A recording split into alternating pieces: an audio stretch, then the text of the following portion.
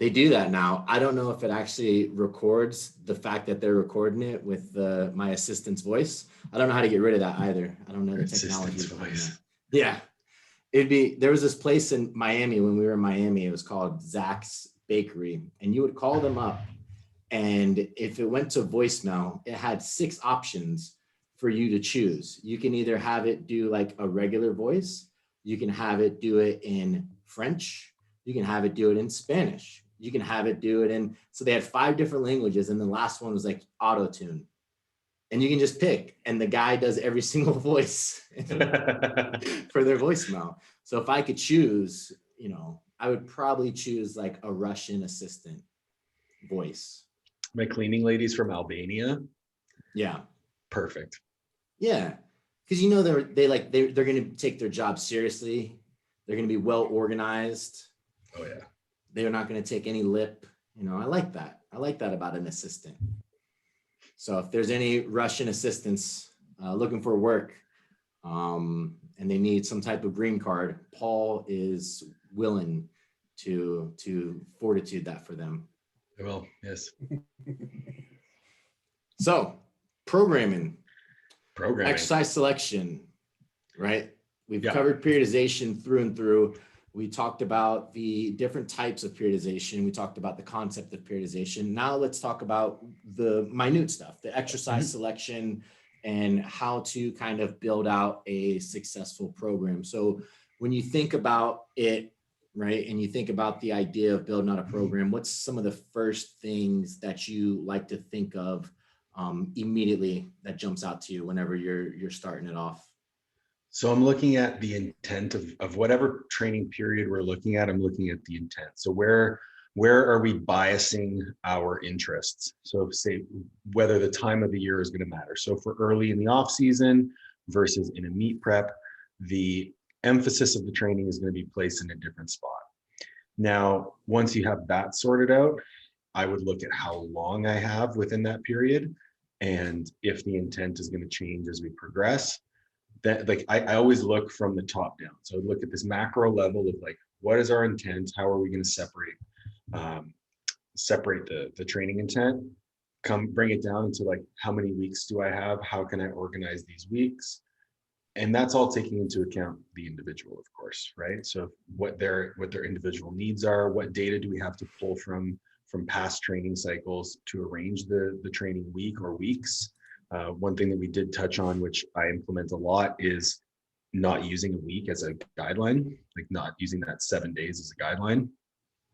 And then looking at, okay, once we know all of this information, we can look at how to plug it in on a weekly basis. So how many exposures per lift?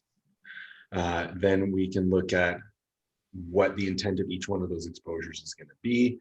Like we talked about last week as well, instead of going like strength, power, hypertrophy, it could be strength, power, strength, separating it like that. And then looking at what are the individual weaknesses of the lifter, where does our assistance work need to be? It all comes from a needs assessment at the beginning for the lifter, and then looking at time of year, time frame of the period, and where we're going to put the emphasis. So starting very high level. So when you say intent, right, I think of like the periodization blocks of like, you're trying to focus on this during this block, and then you're going to try to focus on this during that block. And there that can make sense for athletes that require a bunch of different adaptations, right? But what if you're just strictly working with a power lifter or bodybuilder? For sure. Right? A bodybuilder just needs to be within the optimal hypertrophy range. Do they need to have a strength phase? Do they need to have a power phase? Right? Sorry. Perhaps I spoke a little bit more ambiguously than I wanted to. You're always the way I program, you're always going to have some strength work, some hypertrophy work, and some higher end, we'll call it power work, right? So delineate for who you're talking about, right? Because if you're strictly a bodybuilder, do you have them do power and strength work? No. Right. I personally wouldn't. So let's just frame it to strength athletes for right now. Okay, perfect. Yeah. So as a strength athlete, I'm going to look at, okay, well, my primary intent is I need to get stronger, and I need to get stronger within the competition lifts. So there is going to be some element of the competition lifts within my program. Then when I talk about intent and how that's biased, I come at it from like a pie chart. So like what percentage of my training load is going to be allocated to hypertrophy, strength, skill, rate of force development, all that stuff. And then I look at that where it should be, and then I tweak it based on the needs of that athlete. Like if I'm coaching you, all we're doing is rate of force development because you're so slow. That's stupid. That's the dumbest thing I've ever heard. But in all seriousness, we look at this pie chart and then we build out the program from there. So I know as a power lifter or strength athlete, I'm going to have some type of competition movement every single week. How many times that's going to be is going to be dependent on the lifter. Then if that lifter needs a hypertrophy stimulus secondary to that, well, we're going to choose movements that are more geared towards hypertrophy for the areas that they need to bring up. If we're closer to a meet and there's more emphasis on strength, well, then we're going to put more skill type exercise selection in there, and then take away some of the hypertrophy and so on and so forth. For me, it's kind of putting together a puzzle of how much of each adaptation I'm going to focus on for that lifter, and then that will change over time as we get closer to the meet. Yeah. Or to the competition. That makes sense. Yeah. Speaking of speed, I was rolling the other day, and I was rolling with this bigger guy, and I thought we did a move, like he did something, I countered it, and then he countered it, and I thought we were moving so fucking fast. And then one of the instructors, like about 15 feet away, just starts laughing. He's like, "That's the fucking slowest thing I've ever seen in my life." I was like, "No, dude, we move so fast. That felt so fast." But yeah, I think that it's interesting, right? Because I just reviewed a paper for Coach's Corner, and it was looking at daily 1 rep max squats, so squat every day program. And the interesting thing was they found that as the lifters got stronger, they had an inverse relationship to the actual velocity of their bar, meaning that the stronger the lifter gets, the slower the bar movement actually is, right? And you got to think about why is that the case, right? If you're competing in a movement and you only have X amount of seconds to complete it, why wouldn't you try to move as fast as possible? And I always think if you're moving as fast as you can, are you able to stay as tight as humanly possible, right? Like think of a sprinter, right? If a sprinter is going 100 meters and look at the top two, you watch them, they look very relaxed, right? Their muscular feature, their facial features are very, very relaxed. And then you look at the sprinters who are trying to, go as fast, aggressively go fast. They're a lot tighter. They're clinched up in the face, right? So if you're thinking about, hey, if I want to move the bar fast, I need to be as lucid as possible. I need to not have so much rigidity, because that's where speed comes from. I'm able to produce more speed if I don't have that type of rigidity, right? Does that make sense? In principle, yeah, but right. It doesn't carry water over to a barbell, but I think that's what you're getting at. It does in my mind, right? Because if you're able to slow down your bar path, you're going to be a lot tighter. You're going to be able to maintain tightness. You're going to be able to maintain that brace. You're going to be able to maintain that force production because you're not over relying on speed.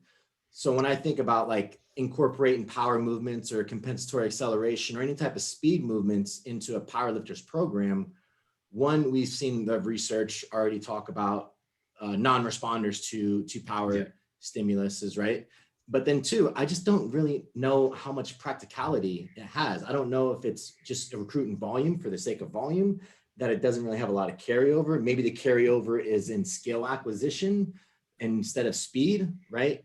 So I always think about that, right? Do I really want to put a lot of emphasis on power dynamics, on improving explosive dynamics of a strength athlete, where the stronger they get typically correlates with slower bar speeds anyways? And then if you're doing plyometrics to improve that athlete, does that actually have carryover? Because I haven't seen there to be much carryover. The more explosive someone gets doesn't necessarily translate to them being able to lift more weight. No, I like what you said about the skill acquisition piece of the compensatory acceleration training, because that's where I see the biggest carryover for my athletes when I put it in there. Is just repetition of controlled eccentric, maximal velocity concentric. It's low fatigue in terms of RPE or reps in reserve, because you're not going to be going close to failure, but you're getting practice performing the lift as explosively as possible. That combined with exposure to heavier work is where I see the best carryover with my clients. Yeah. As far as like the problem when talking about, we'll call it rate of force development work or dynamic effort work, is when I say dynamic effort work, people immediately think bands and chains and West Side box squats. Right. But that can be done, like the ability or the tools that we have at our disposal are so much more diverse than that. Like even simply a compensatory acceleration squat, I put that in sometimes as a secondary squat movement on another day for clients, because it's low fatigue. It's like 60% for a 5x5. It's not hard, but it's additional volume and practice doing the lift. You also need to know like who you're programming it for. A beginner is going to get very little out of a compensatory acceleration strategy because their technique isn't dialed in anyway, right? So they're not actually going to get the speed work from it. And they're might going to get this, not get the benefits from having a percentage that low as well, or maybe vice versa, right? Maybe the stronger, like if you look at the literature, it seems like the stronger lifters need to work in that higher intensity range more often for them to elicit greater benefits, where beginners don't need to do that, right? So if you have a advanced lifter doing 60% of a 5x5, maybe that's not going to make a difference either, right? Right. And that's where for me, especially with cat squats, because I built my 800-pound squat off cat squats. So for me to discount it as a training methodology, I just can't do it. And I've seen it with other lifters. Like I had a lifter, I did the case study I did for Coach's Corner. He did 8 weeks, never going over 60% for a 5x5, and he squatted 700. True. And that's, I mean, Sam Bird, Jay Nera, all those guys have done Sam it. Bird. Right? Jay, well, I mean, Jay was my training partner for a while, so that's where I got it from. Who else was your training partner? Go ahead, name drop everyone. Cade Weber, Willie Albert. These are people that don't know. Like you train with Dan, you train with Herbie, like you train with a lot of really strong dudes. Like when I started powerlifting it more competitively, all three of those dudes were number one in the world. Yeah, I don't think many people know who Cade is, but if he never stopped, he probably would be one of the best lifters in the world. He's a dad now. Good for him. I know a lot of guys that are doing that. Very fat. Oh, very fat. He will never listen to this. No, never. But right, so that's where like science doesn't necessarily meet anecdote, right? Because the research would clearly show that that's not the case, but you've done it enough to know that there's merit to it, and there's merit for certain people, right? So I think that's important, right? That's called evidence-based research at its finest, right? You anecdotally, you understand what's worked, what has worked, and then you have the research to kind of make you think like, why is this working for me, but it hasn't worked for the research, right? And I guarantee you what happens in the research that shows it doesn't work is that those guys don't know how to produce the force with light loads, right? Where you guys do. You guys know how to recruit as much muscle as possible, even at 60%, where beginners or intermediates, even trained individuals, which are like beginners anyways, when you look at it, right? They just don't know how to recruit that much motor units to fire under lighter loads. So I think there's intent is everything, right? So absolutely.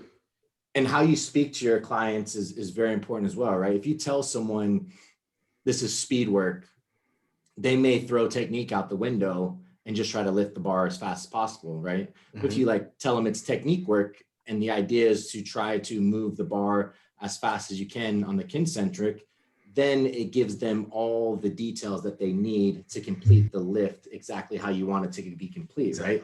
So those details are so important, right? If you just said cat training and they're like, okay, I need to move the bar fast. It's like, well, no, there's more to it, right?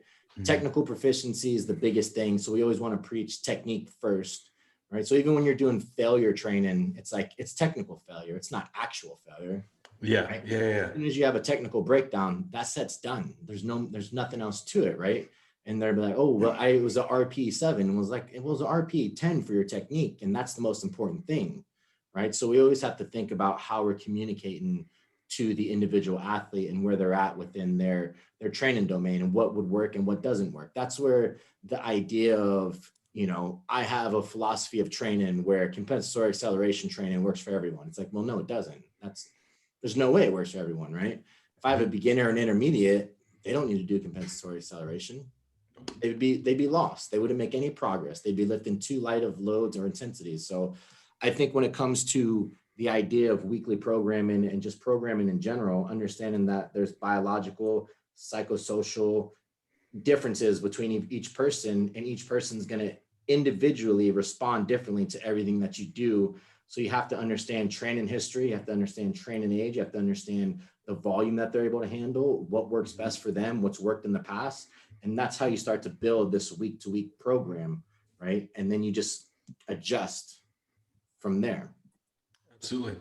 Well, so I mean, getting into the nuts and bolts of programming, it's essentially choosing where the athlete needs work, making sure that we maintain the fact that they are strength athletes and need to perform those competition movements at some interval of frequency, and then adjusting everything on a week-to-week basis to get to that area where we're making progress on all the individual lifts and recovering well session to session.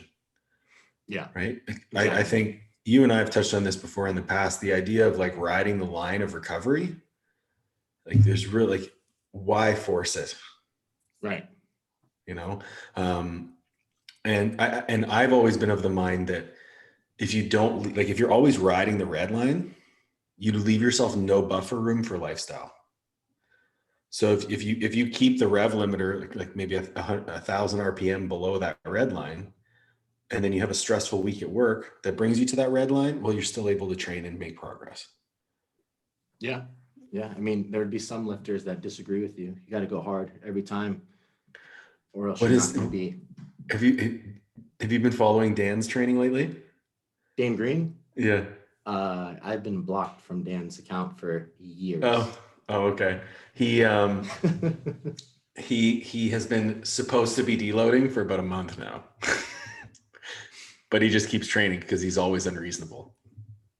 Well, yeah, I mean, that lasted for a long time when he was younger, but now, He did pull 628 for a 5x5 pause deadlift. So he's coming back, but hopefully he stays healthy. Yeah, but that's it. That's exactly it. You look at a guy like him who made incredible amounts of progress, was the best in the world without question at one point in time, and his body blew apart. Yeah, it wasn't much of debate. It was a YouTube discussion pretty much of Mike Israetel and Greg Doucette. They had a debate, but it was like Mike was debating with a child that didn't really have much brains to carry on in that debate. But the thing is that Doucette was saying, like, I don't ever deload. I just get sick. And then I just take a week off. And Mike was saying, you getting sick is why you need to deload, right? You shouldn't wait until you get sick. You shouldn't wait until you get injured to deload. You should preemptively have all this feedback interplayed within your system of checks and balances to know, like, okay, these are some of the signs and symptoms. I went to bed last night. I woke up with a sore throat. Last time this happened, I got sick for a week, right? Maybe I need to deload, right? You have to, maybe my HRV's low, maybe my resting heart rate's high, maybe my joints are starting to hurt, right? These are all the things and all the signs that allow you to adjust your program on a week-to-week basis, right? That's why the idea of, you'll hear some coaches be like, I have, training blocks are what? 4 weeks, no matter what, right? Usually, yeah. That's what everyone says. And that's, it's like 3 weeks on, 1 week off. And that's a pretty easy way to regulate things, right? But what if you can go to 5 weeks? What if you can go to 6 weeks? What if you can go to 2 weeks, right? Each person's going to be different. You have to learn how to get the biofeedback from that person in order for you to make those calls, right? And it shouldn't, maybe one training cycle, they train 6 weeks. Maybe the next one, they're only training 4. It's not going to be the same cycle to cycle. I have a terrific example of that because it actually came up today. So I have one of my clients, he's a 308 lifter, so bigger guy. Yeah. We were training 5 days a week.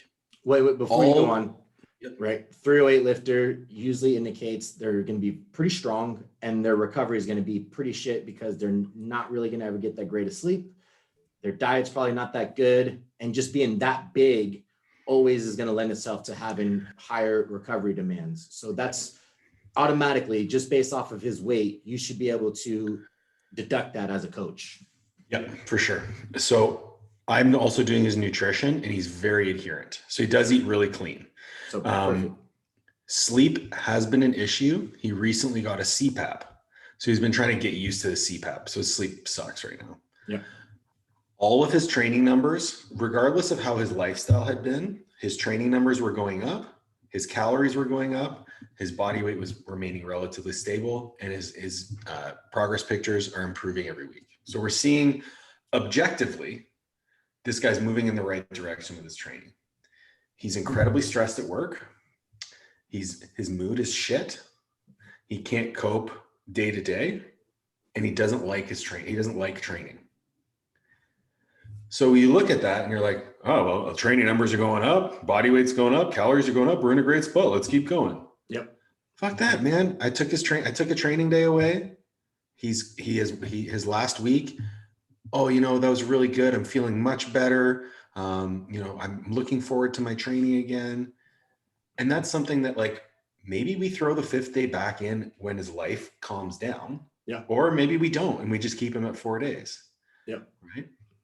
And he'll get used to his CPAP, and then his body weight will start to come. Like everything is a data point for us. Right. So, and also understanding too, right? Like if you look at the neuroscience research, they coin it, or Lisa Bear-Feldman coins it as body budget, right? So if you have stress, that's taken away from your body budget and putting it over here. Exercise is a stress. That's all that's taken away, right? So if you have high stress, right, your amount of exercise that you have has to be smaller to cope with that high amount of stress. If that stress starts to reduce itself, then you can fill that pie chart up with more exercise so that you're constantly undulating that, right? I had the same thing. One of my guys had a dissertation at Ohio State University. And he's like, hey, man, these next 2 months, I'm going to be swamped with work. Just letting you know. I was like, okay, let's move your training down to 3 days a week, so you have more time to finish your dissertation. So that is not stressing you out. And he made progress training 3 days a week, right? And just mainly because we were able to manage the stress. And that's all programming is, right? That's all program is, managing stress. So once you get the lifestyle stuff out of the way, once you get those factors out of the way as far as like stress management, then you have to think about stress management within the individual workout session, right? So you have what they coin the stimulus to fatigue ratios, right? So you can have, say, for a bodybuilder who's trying to get as much hypertrophy out of their muscles as they can, right? A squat is going to give you pretty good stimulus, but it's going to also give you a lot of fatigue, right? Because you have internal stability. You're using a lot of muscles to generate movement and stabilization, right? So then you may think, okay, well, if that's going to really fatigue us, is that the best exercise to do for someone who's purely looking for hypertrophy? It's like, maybe not. Maybe the person would be better off doing a hack squat where the stimulus is high or just as high or maybe even higher, but the fatigue is a lot lower because it's externally stabilized. So they don't have to really do much for that exercise. You would, in that case, the trade-off is the axial load. Yeah. Right. So remembering that anytime you do make a change in exercise, there's no good or bad. There's always just trade-offs that you have to look at. And it's like the risk reward of, well, yeah, squat's going to be great, could be a great stimulus for this person, but if it makes them too fatigued to finish the rest of the training and get hypertrophy out of the rest of the training, well, then it's not worth putting in there. Or maybe it's worth putting in there, just not on a weekly frequency.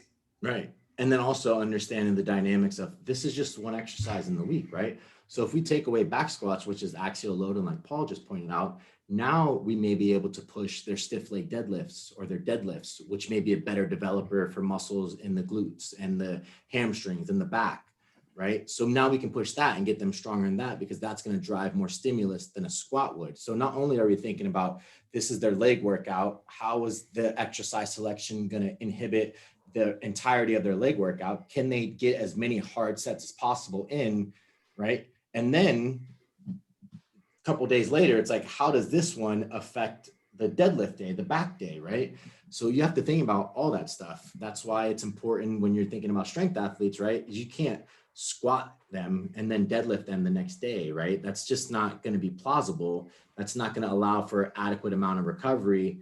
But you may be able to do something like a leg press and some leg extensions, like some accessory work one day, and then deadlift them the next day because the axial loading is going to be different, right? So you want to think about how the exercises are selected within the day, and then how those exercises are going to affect previous or the next exercises coming up, right? Even for a power lifter, say they're transitioning to low bar squatting, which they shouldn't, because they should be low bar squatting all the time. You don't have to transition if you do it all the time, right? But say they do, and like, oh, their elbows get jacked up, or maybe I had one guy who hurt his shoulder and elbow at work.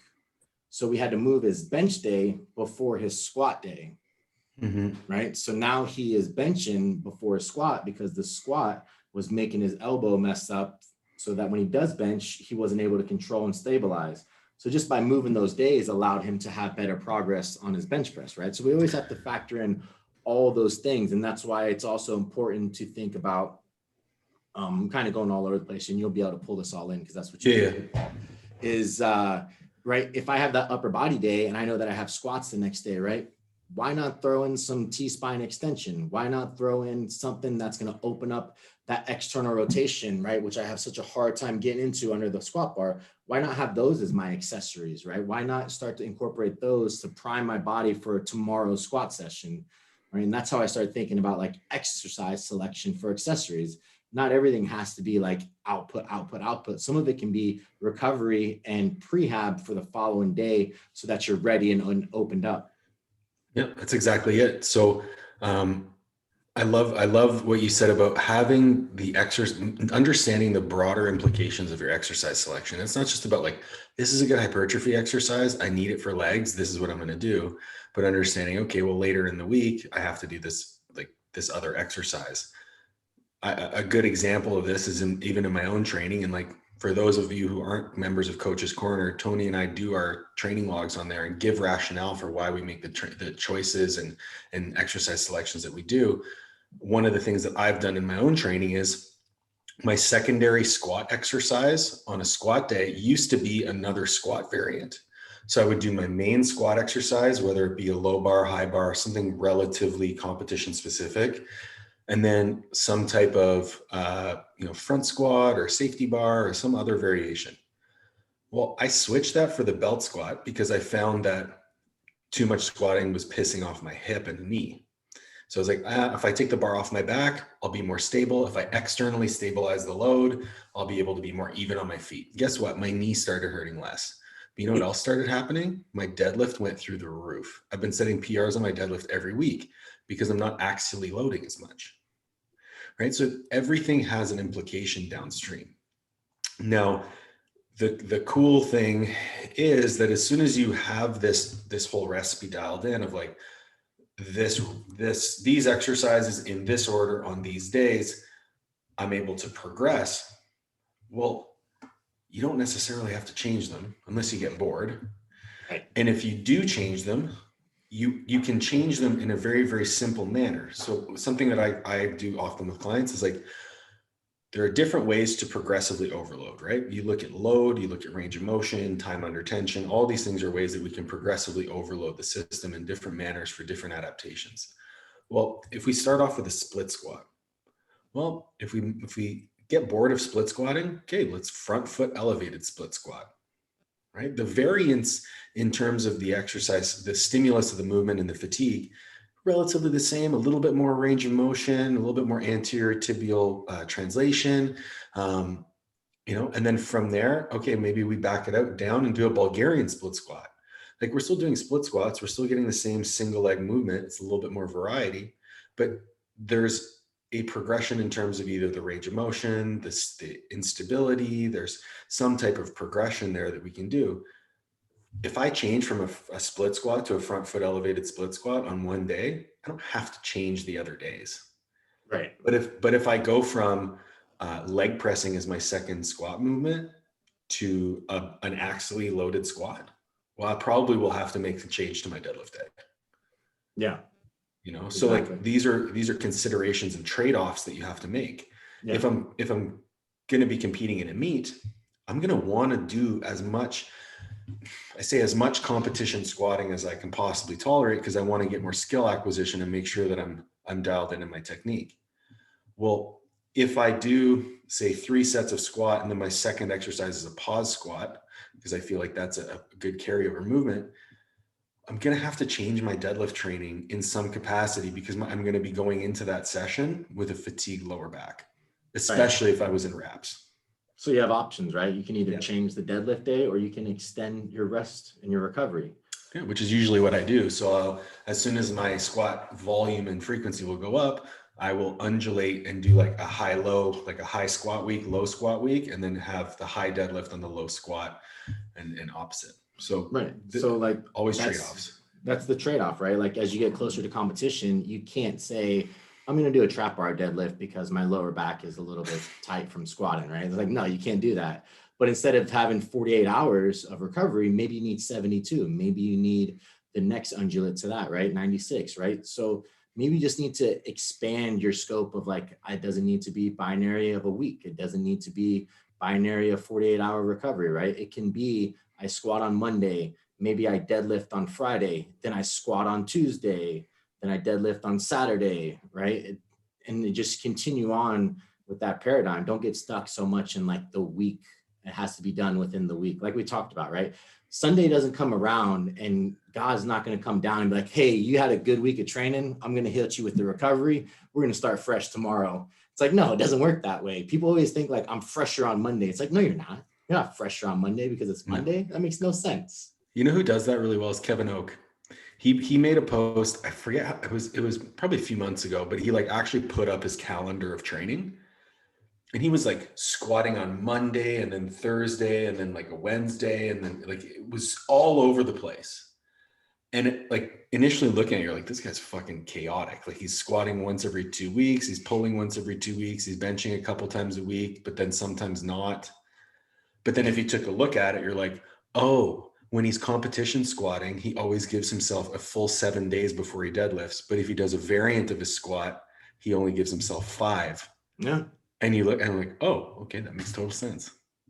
Exactly. Yeah. It's just understanding the scope of things and not having such a binary outlook on like each training week has to look the same. If I train Monday, Tuesday, Thursday, Friday, that magical 4-day-a-week split, it's like, yeah, of course, this is the right way to go. Everyone does it this way. It's like, no, like you have to be smarter than that. You have to understand recovery demands. Everything is going to require recovery demands for that specific person. And you have to be able to not so much change the workout. If you're like Paul said, if you have a workout that's working, right, and it's very effective, and then all of a sudden something comes into that person's life where their recovery demands are diminished, do you change the workout or do you just extend their ability to recover, right? You already found the workout, which is fucking so hard to find the workout that's going to progress you, right? But if you do, you just try to ride that out as much as you can. Just give that person extra rest, right? Maybe their 5-day split now looks like a 4-day split, but they still have that 5th day. It's just more recovery, right? So I think that's important. Then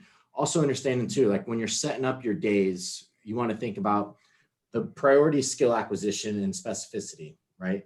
So should there ever be a time and point where you're doing any type of pre-fatiguing exercises or anything like that when the ultimate goal is to get as strong as possible? And the answer is like, no, you shouldn't do a set of leg extensions. You shouldn't do a set of curls or anything like that before your actual main working set of the actual competition list, because any amount of fatigue is going to create an inability to stabilize under that load. And if you can't stabilize, your risk of injury goes up, you're decreasing your amount to produce force throughout the muscles.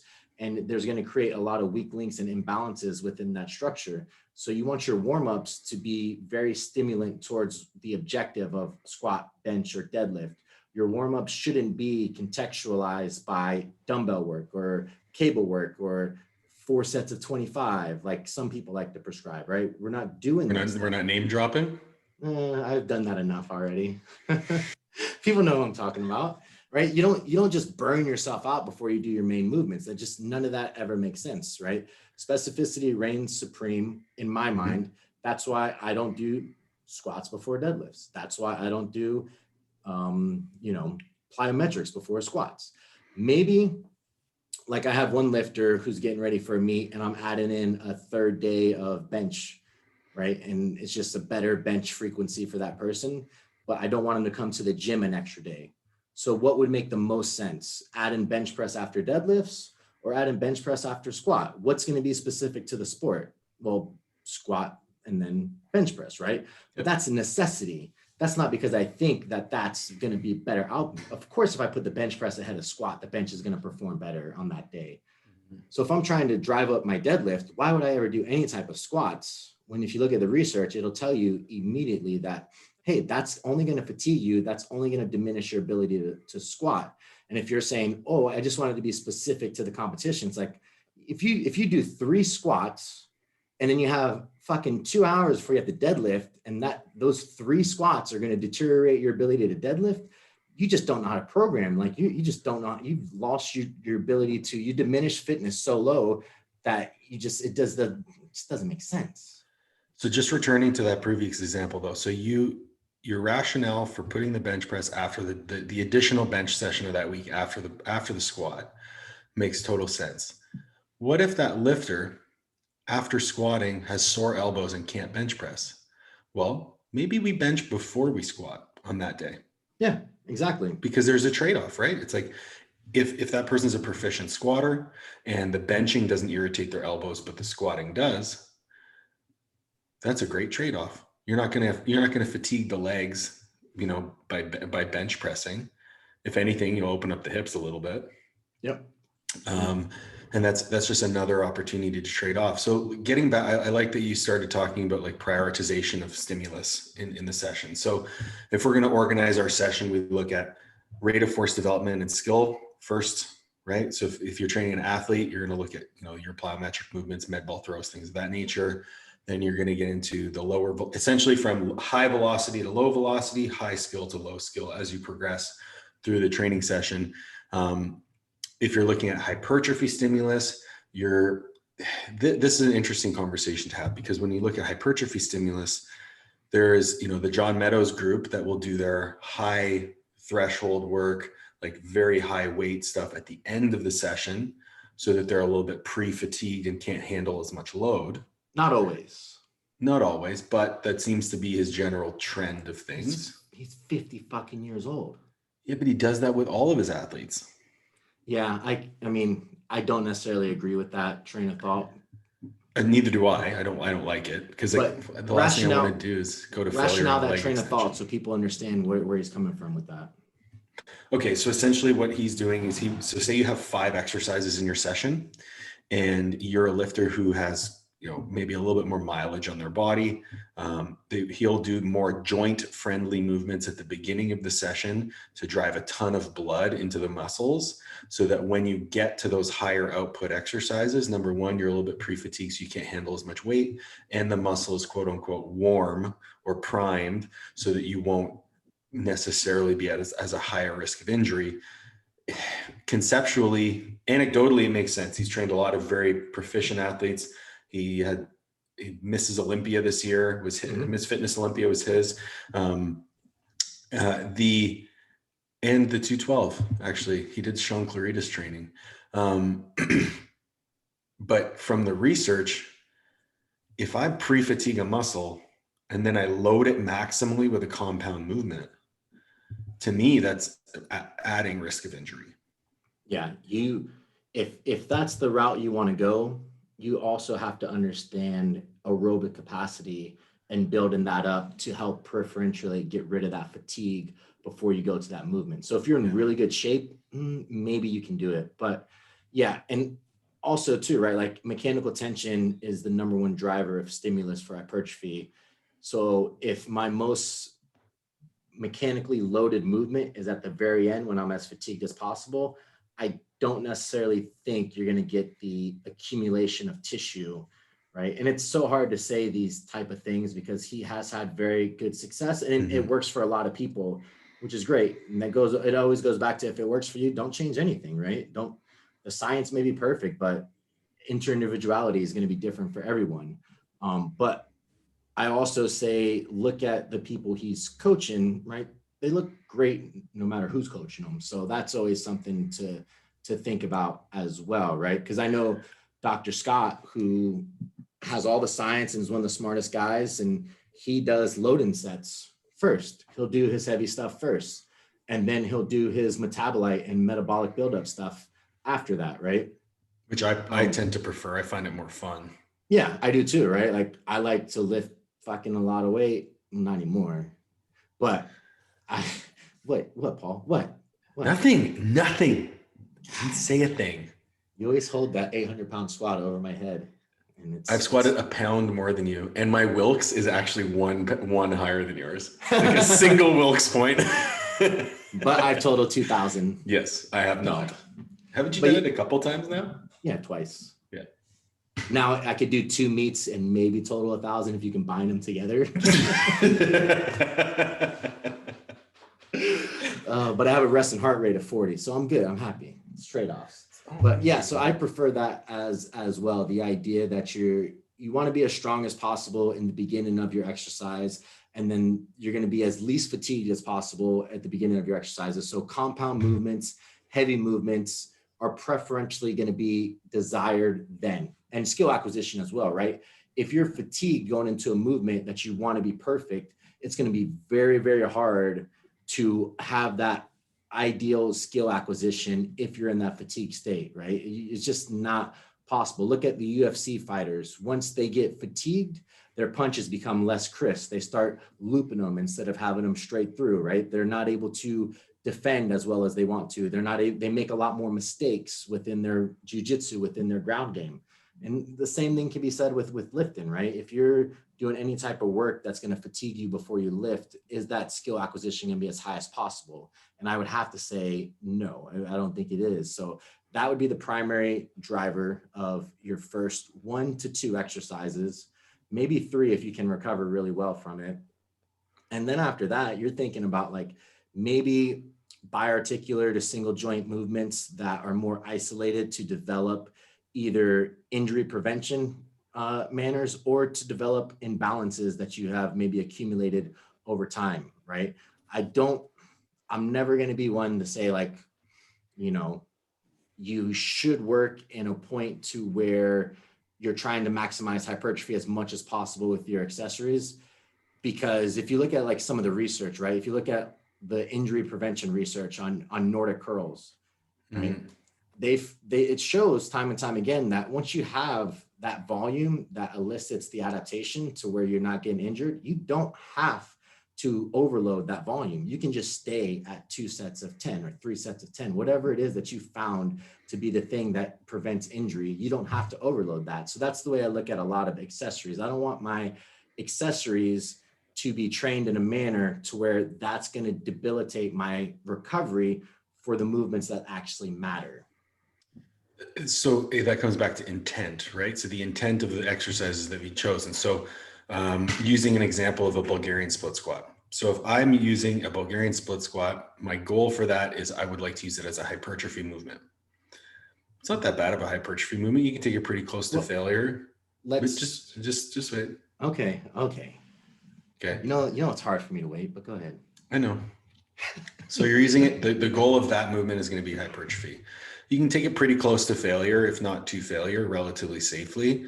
Because at the end of the day, if you're going to fail, you just drop the dumbbells and you're fine. But now I change that Bulgarian split squat to a unilaterally loaded Bulgarian split squat. That's no longer going to be a movement that you're training for the intent of hypertrophy. You're doing it for the intent of hip stability at that point. So you don't need to take that to failure, number one. You just need to make it relatively hard so that you're able to perform it with proficiency, and it challenges that hip stability. That doesn't need, like, I feel as though people get this notion of like every set needs to be taken to reps in reserve of 3 or less. It's not true. It's not true. If the goal is hypertrophy, sure. If the hypertrophy is the goal, but if the goal is, a neuromuscular goal or a skill acquisition goal, it's quality. You're going for movement quality.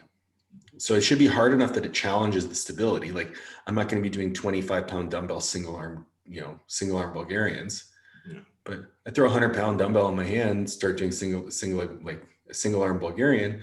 It's definitely going to be hard enough to stimulate an adaptation, and I'm going to be able to square my hips the way I want to, track my knee the way I want to, and all those things. Right. So now you can speak. Oh, thank you, sir.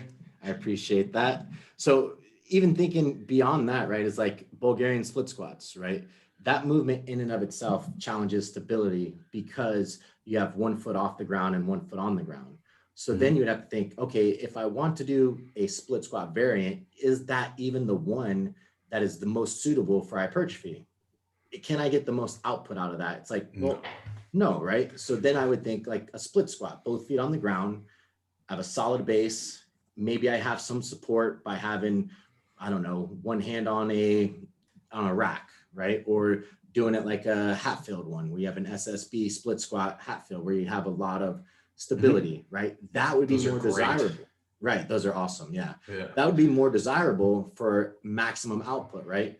But if you have an exercise in and of itself that requires stability, and then you're pushing that to failure, you're going to have a higher risk of injury, right? Absolutely. Right. I've heard many strength coaches who fell in love with Cal Dietz's split squats for heavy singles, doubles, and triples. But what they did was they took that and they were like, let's make it a Bulgarian. And as soon as they made it a Bulgarian, they got fucking injured every single time. But if they were doing it in a split squat, the way Cal does it, there's lower risk of injury, right? So you have to understand every exercise, if it creates a component of stability, should not be trained to maximum power output failure.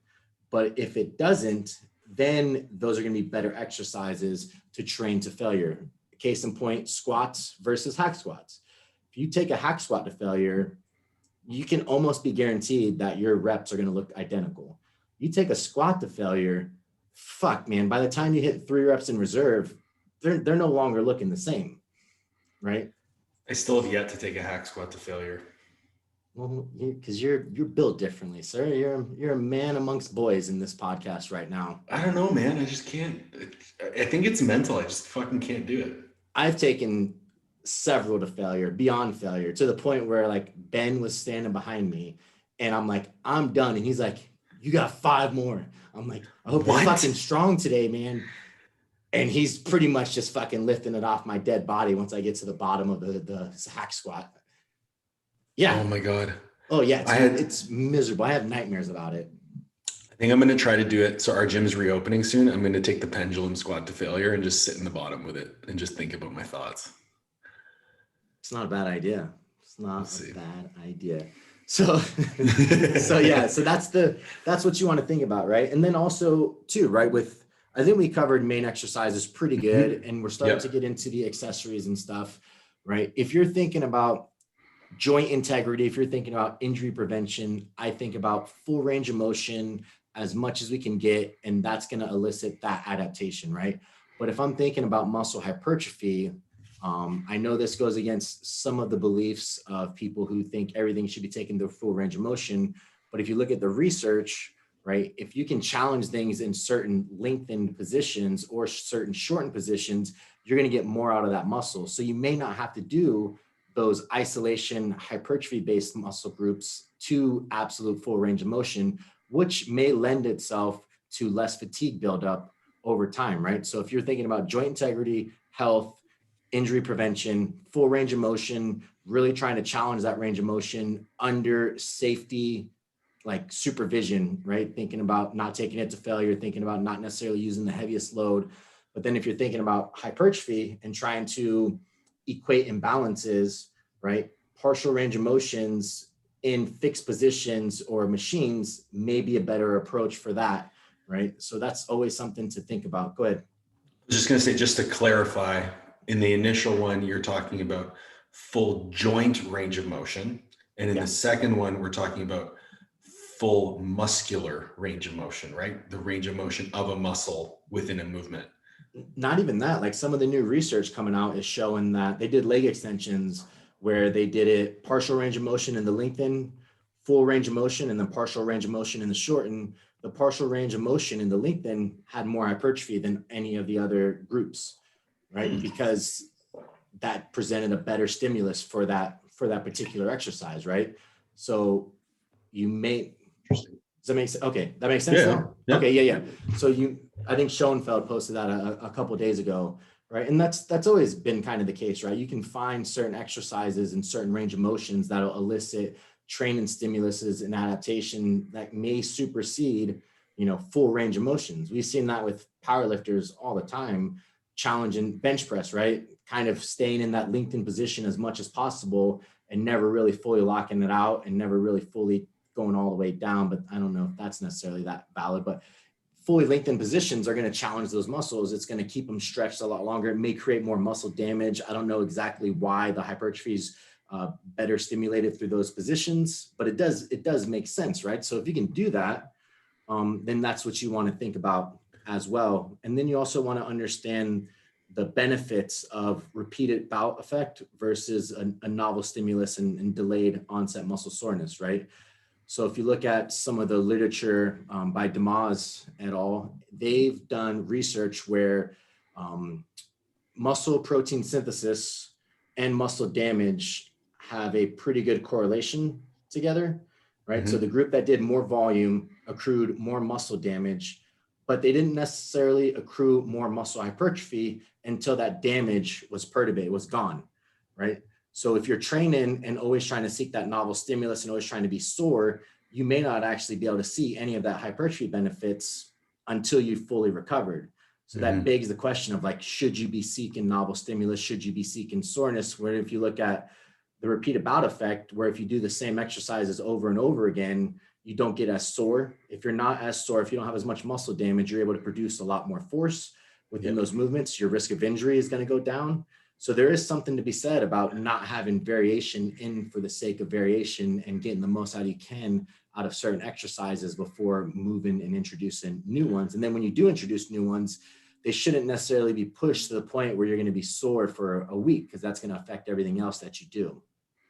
Yeah, I like that. So one reason, like you and I have talked about this for assistance work, especially, is like once you find an exercise, like take advantage of that repeated bout effect, because you're gonna learn to be able to produce more force. You're gonna get stronger on it really quickly, and you could stay within a 4 rep range and set PRs every week for an indefinite amount of time, almost, it would seem. And then when you do introduce new movements, taking it to the point of like, okay, this is an intro week, maybe like I will take it to what I perceive to be failure. Then the next week will be, okay, well, that's what I perceive to be failure. Let's see if I can take it any further. And so it kind of, as you mentioned, like you're going to failure every week, but you're not actually reaching true failure that first week because you don't necessarily know where that's going to be. But then as you learn the movement, you get more comfortable with it, you become closer and closer to true failure. Plus, the more often you do something, the more neurological control you're going to have, the more force output you're going to have, the more, those high threshold motor units you're going to be able to recruit in that movement. And I think that's where people miss the boat when it comes to variability. Is like, you have to do the movement enough to actually get really good at it to be able to get the output from it. One thing that we did glance over with the assistance work as well is like training muscles at different joint angles. So especially when you're looking at the strength athlete, so something like on a bench, if you're benching the day before squatting, maybe including, you mentioned earlier, like doing some thoracic spine extension exercises or doing some movements that get you into that externally rotated shoulder position. That doesn't need to be much of your training volume, but even just doing a little bit of it will expose you to those positions. You're more likely to hold those ranges of motion. The same thing with like, okay, I want to train my triceps. Well, I want to train my triceps in a way where there's some carryover to the rest of my exercises. So, well, I'm going to train my triceps in a position overhead so that I can get my scapula upwardly rotated so that I have more shoulder stability within the movement. And that will carry over to the way I carry my squats. Right. So it's everything carries forward some additional benefit. Like if you can't tell me why you're training your triceps in an overhead position, don't fucking put it in your program. Yeah. Same thing with like, I've been on like an arm training kick a little bit lately with like how you train the arms. So like when you look at the squat, you're in a really extended shoulder position. So once you train your biceps, if you have bicep tendonitis, train your biceps in extended shoulder position. I've been preaching that forever, man. Like, yeah, anyway. So it's like, that's do you need biceps to be a better power lifter? It's like, no, yes. but you need biceps to be healthy. Like you need your biceps stabilize bench press and heavy biceps. Ask Casey Williams. Heavy biceps. Heavy biceps. That sounds painful. It's awful. But his so the reason I say Casey Williams is because he and I used to train together in Pittsburgh when I was going to school down there. And the guy who was Casey's mentor, his name is Mike Baravecchio. Big believer in heavy biceps training. Mike is like 59 or 58, and he still benches over 500 raw and natty. Dang. Yeah. That's impressive. And he's a police officer. Nice. So he's like Ronnie Coleman, but natural. Italian. Yeah. And Italian. About 270. That's a big boy. Yeah. But yeah, I think that's, I mean, from what we've talked about, I think people could put together not only a training session, but also understand how that training session fits into the global training week. And then if you're using a week, or into the training, we'll call it a microcycle. Yeah. Right. That microcycle doesn't have to be 7 days. It could be 8, 9, 10 days, even 14. But knowing that everyone's recovery demands are going to be different. Those recovering demands are going to be impacted by things outside the gym. And you don't necessarily have to change what you're doing in the gym. You could just put it off for a day, right? Put it off for 2 days if you have to. Exactly. Yeah. If you're trying to garnish an intent and an effect, and you can't be met within the recovery demands that you have, but the intent is more important, than just push your recovery until you feel like you're ready to go, right? 1 week, it may be 3 days. The next week, you may feel better, and it can be 2 days, right? Auto-regulation is something beyond just auto-regulating RP in your sets. It's RP in your day, your week, right? All that plays a pivotal role in how you're going to set up your training and how to continue to undulate it for the demands of stress and life and training and everything else. So any questions, guys? Today. What's that? So I'm hoping my RPs today are low because I'm sipping on my Replenish and Ascend before my workout. Nice. Shameless plug. I got 3 flavors of Replenishing because I have to order some more. So because it's a new company, I got the blueberry lemonade again, just to see what the difference is. Everyone seems to like that flavor. Then I also got cherry limeade. That's my favorite flavor of anything. It's pretty good. And then I got sour watermelon. Okay. That's a hit or miss one for me. Watermelon is hit or miss for a lot of people. It's overly sweet, so that's why I had like the sour component in it. But it tastes really good. I just think it's a little bit overly sweet for what I would consider a Replenish drink would want. Like if I'm thinking Replenish, I'm thinking like hard training, long endurance. I don't want something overly sweet. I think that'll fuck up my stomach a little bit. So I got to try it when I do jujitsu and stuff to really see. But yeah, be trying those out and figuring out what flavors to get. I bet it'll taste amazing with fried chicken.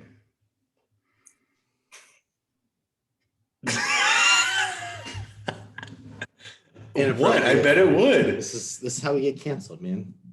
I didn't say a thing. You overstepped. You went overboard. Oh, okay, I said the same thing to Emma, but that's fine. So what, do you guys have any questions? Bringing it all back. Nope. Covered it. We killed it. Nailed it. Pretty much masterclassed it. We should charge for these things. We do. No, we don't. Fine. Maybe if we did, I know Dave just had Jim Wendler and those guys on, and that podcast was hilarious. Yeah, those guys are pretty funny. And they did like a nacho fund where people were able to donate money to their nachos. So maybe we can do that. So you're saying we should do a trap fund for Paul? Yeah, exactly. A tank top fund. So he can get some that actually fit. This is an XL. Oh, that's adorable. I haven't worn XL since middle school. At least I can wear a fitted cap, okay? That's because you're not advanced human like I am. All right. And beyond that, this is getting us nowhere, Tony. When I got my bone structure tested, the guy was very impressed at how small and fragile my bones were and how much weight I was actually able to lift. He said, your kneecaps and your elbows are so small, like a woman. How were you able to squat so much? I was like, did he actually say that to you? In a nice way. He's kind of French, so he was very polite about it, but he was kind of making fun of me, saying how I have small bone structure and joints. Oh, yeah, well, what can I say? You should pursue bodybuilding. Fuck that. You know how I eat. I like bakeries. It's called a diet break, Paul. Jesus Christ. Your life is a diet break. It started in January. It's riding out pretty well right now. Really pushing the capacity of this diet break stuff. But yeah. All right, that's all we have, guys. Appreciate you for joining in. Brownies and cookies. Exactly, Andrew. And we'll catch you guys next week. I'm trying to lock in a guest. If we don't do a guest, we'll do a Q&A. So, but yeah, either way, 4 p.m. Eastern time next week. Join in, either guest or Q&A for you guys. So appreciate you listening. And if you like the show, go to iTunes and leave a review and a 5-star rating under Coach's Corner. We really appreciate it, guys. And we'll catch you next week.